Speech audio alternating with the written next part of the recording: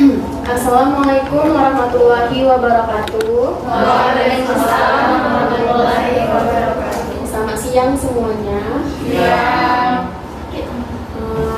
Pertama-tama, marilah kita panjatkan puji dan syukur kita kepada Tuhan Yang Maha Esa yang telah memberikan kita kerahmatan, keberkahan, panjang umur, kesehatan, sehingga kita dapat berkumpul dan hadir pada hari ini. Pertama-tama yang saya hormati Bapak dosen pembimbing kita, yaitu Bapak Ahmad Rahman. Baru teman-teman yang saya banggakan. Adapun materi pembahasan yang akan kami bahas yaitu mengenai pembelajaran di SD berdasarkan minat, berbahasa, dan seni. Untuk itu, pertama-tama saya akan memperkenalkan terlebih dahulu anggota-anggota saya. Saya sendiri selaku moderator Dwi Puspa Aruni. Pemateri 1 ada Wilda Hasanah. Pemateri 1 ada M. Idris. Pemateri kedua ada Cici Hayati. Dan yang ketiga ada pemateri ketiga ada Wilda Hasanah. Yang keempat ada Novia Ramadhani sedang sakit. Untuk yang pertama, penyampaian materi yang akan dibahas itu oleh pemateri 1 yaitu M. Idris. Kepada saudara M. Idris saya persilakan. Baik, terima kasih Ibu Moderator atas waktunya. Jadi yang pertama kali yang kita bahas di sini tentang hakikat pembelajaran. Jadi hakikat pembelajaran itu adalah sebuah proses interaksi antara peserta didik dengan guru. Dahulu kata pembelajaran itu tidak ada, cuman diganti proses belajar dan mengajar. Menurut Undang-Undang Nomor 20 Tahun 2003 Pasal 1 Butir ke-20 ada 5 konsep dalam kegiatan pembelajaran. Yang pertama itu ada peserta didik. Yang dimaksud peserta didik adalah siswa-siswa yang ikut dalam kegiatan belajar. Yang kedua itu ada prosesnya. Proses yang dimaksud yaitu adalah kegiatan interaksi antara peserta didik dengan pendidik. Yang ketiga itu ada pendidik. Yang dinamakan pendidik adalah orang yang memberikan pembelajaran terhadap peserta didik. Yang dimaksud di sini yaitu guru. Yang keempat itu ada sumber bahan ajar. Sumber bahan ajar itu terdiri dari berbagai macam. Di era digital seperti sekarang, sumber ajar itu dapat kita dapatkan di dunia maya sekalipun. Bisa kita sharing browsing HP, kita dapat sumber belajar di sini. Kita adapun sumber belajar lain yaitu buku seperti bahan ajar kayak di sekolah itu ada namanya buku tematik, ada buku pengetahuan umum kayak gitu. Yang kelima itu ada lingkungan belajarnya. Yang dimaksud lingkungan belajar itu yaitu ruangan atau sarana prasarana yang disediakan oleh pihak sekolah. Adapun yang kedua itu membahas minat. Minat itu bisa diartikan sebagai keinginan atau kecenderungan seseorang untuk menyukai sesuatu.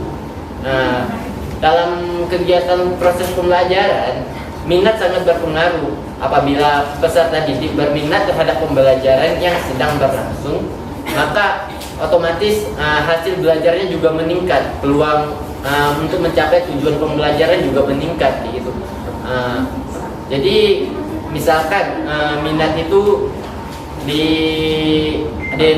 bisa dibandingkan dengan peserta didik yang tidak berminat. Peserta didik yang berminat itu jauh hasil belajarnya, jauh keinginannya untuk kegiatan pembelajarannya.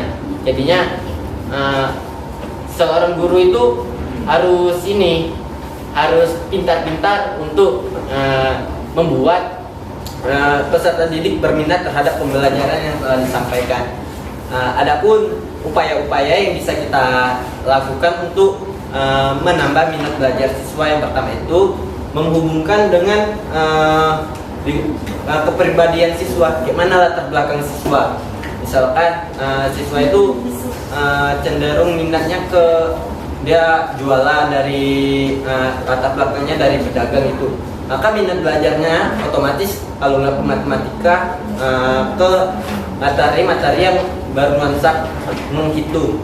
Yang kedua itu kaitkan dengan pengalaman-pengalamannya. Jadi peserta didik itu apalagi di SD kan, kalau misalnya kita nggak cuma menyampaikan bahasa buku, otomatis dia apa sih itu, tapi kalau kita kaitkan dengan pengalaman dia, dengan peristiwa-peristiwa apa yang sudah dia lakukan, maka otomatis pembelajarannya itu lebih nyambung, apalagi ke anak SD kan. Yang ketiga itu menyediakan lingkungan kondusif. Lingkungan kondusif yang dimaksud di sini misalnya lingkungan yang jauh dari kericuhan. Misalkan kalau misalnya kelas kita berada di dekat pembangunan, otomatis kan ada suara mesin gitu atau di pinggir jalan gitu, maka itu dapat mempengaruhi hasil belajar dari peserta didik. Yang keempat itu penggunaan metode dan model pembelajaran yang beraneka ragam. Maksud yang beraneka ragam itu disesuaikan dengan kebutuhan. Misalkan untuk pembelajaran matematika kita bisa menggunakan model pembelajaran PBL, ataupun model-model kreatif lainnya. Yang kemudian itu misalkan kita belajar tentang pembelajaran PKN, pembelajaran lain, bisa kita menggunakan metode kooperatif atau kerjasama atau membentuk sebuah tim.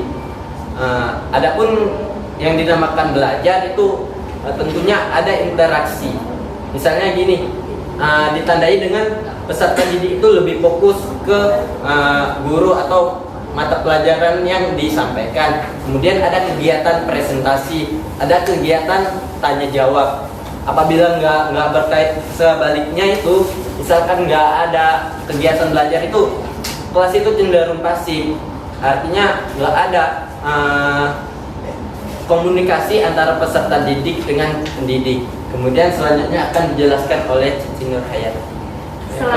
Kembalikan ke moderator. Terima kasih kepada Bapak Elindris atau pemateri 1 yang telah menjelaskan materi ini yang sangat luar biasa. Lalu materi selanjutnya akan dibahas oleh Ibu Cici Nurhayati. Kepada Ibu Cici Nurhayati saya persilakan. Selanjutnya itu adalah pembelajaran di sekolah dasar berdasarkan minat bahasa. Yang pertama itu ada hakikat pembelajaran bahasa di sekolah dasar. Jadi menurut Undang-Undang Nomor 20 Tahun 2006 Pasal 1/30 itu menjelaskan pembelajaran itu adalah sebagai suatu proses interaksi peserta didik dan sumber belajar pada suatu lingkungan sekolah. Jadi seiringnya perkembangan pembelajaran bahasa Indonesia di sekolah dasar itu sangat penting dan sangat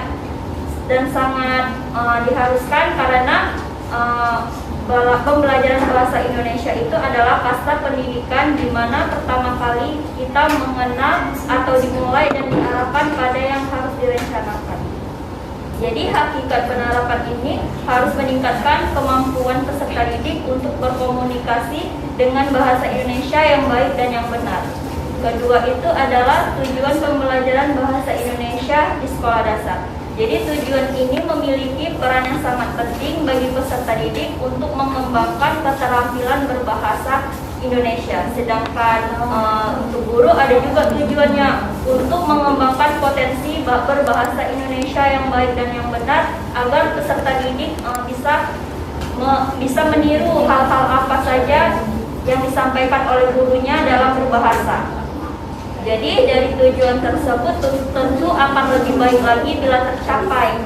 Jadi sebab itu sangat dibutuhkan kualitas pembelajaran dan metodologi yang pas agar bisa dicapai oleh guru untuk pembelajaran yang disampaikan oleh guru ke peserta didik. Terima kasih kepada pemateri kedua yaitu Cici Nurhayati yang telah menyampaikan materi yang sangat luar biasa juga. Lalu materi yang terakhir yaitu akan dibahas oleh Ibu Wilda Hasanah. Kepada Ibu Wilda Hasanah kami persilakan. Terima kasih atas kesempatannya. Izinkan saya mempresentasikan hasil diskusi kami mengenai hakikat pembelajaran segi SD. Jadi di sini saya akan membahas pengertian segi dulu. seni adalah ungkapan perasaan seseorang atau dituangkan dalam bentuk gerak, rupa, nada, dan syair sehingga menghasilkan unsur keindahan. Jadi hakikat pembelajaran seni di SD itu merupakan suatu media untuk siswa untuk dapat mengembangkan kreativitas dan mengembangkan bakat pada seni tersebut. Kemudian seni ini disesuaikan dengan peserta didiknya. Disesuaikan dengan peserta didiknya, tidak boleh dipaksa apakah dia memiliki bakat atau minat di bidang seni tersebut. Kemudian melalui pembelajaran seni ini, siswa dapat menuangkan ide, gagasannya atau perasaannya yang dituangkan dalam bentuk kreasi seni seperti drama, musik,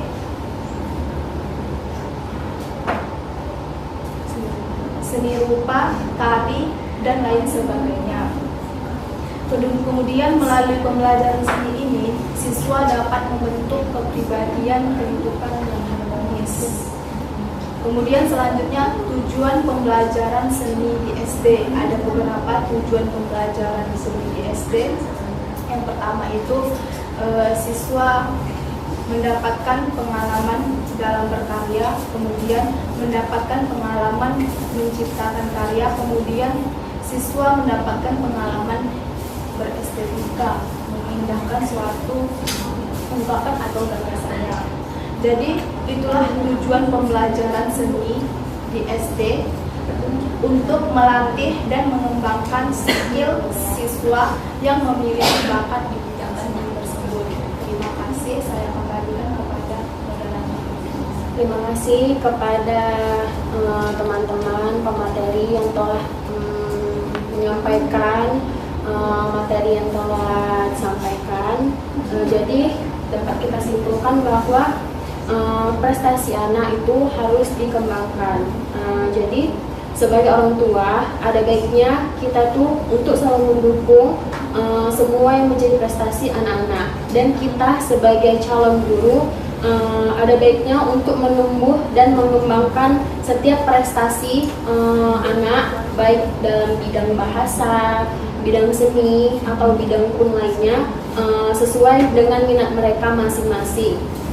Dan bisa juga kita menumbuh kembangkannya dengan cara kita sendiri gitu.